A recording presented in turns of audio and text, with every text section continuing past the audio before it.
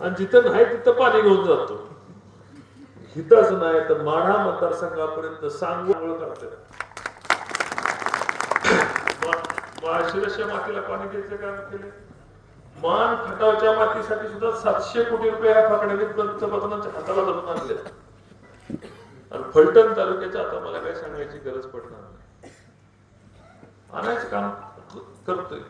फक्त जपायचं काम, वाढवायचं काम, आपला प्रपंच आपण कशा पद्धतीने करायचा ह्या नववर्षाचा आपण तर संकल्प घातला पाहिजे. राजकारण होईल, वातावरण गरम होईल, बोकडं तुकडं बाकी सगळं होणार.